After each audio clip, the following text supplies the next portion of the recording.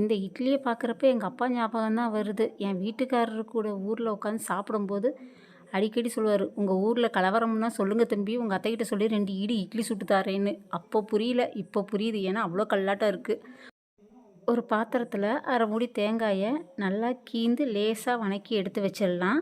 கொஞ்சமாக எண்ணெய் விட்டு 4 வரமிளகாய் போட்டு நல்லா வறுத்து மிக்சியில் போட்டு கொரகொரப்பாக அரைச்சி எடுத்துக்கலாம். இதில் வணக்கின தேங்காய், ஒரு கைப்பிடி பூண்டு, கொஞ்சமாக கருவேப்பில்லை, தேவையான அளவு உப்பு போட்டு நல்லா கொரகொரப்பாக அரைச்சி எடுத்து வச்சிடலாம்.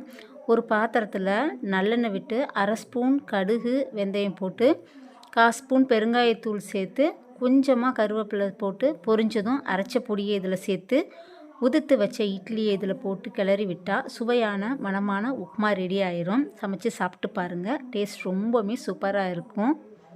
கடைசியாக கொஞ்சமாக கொத்தமல்லி இலை தூவுனீங்க அப்படின்னா உடனே பாத்திரம் காலியாயிரும். சீக்கிரம் சாப்பிட்ருவாங்க. ட்ரை பண்ணி. அப்ப இட்லி எதுல செய்றாங்க? என்னதுடா? என்னதுடா?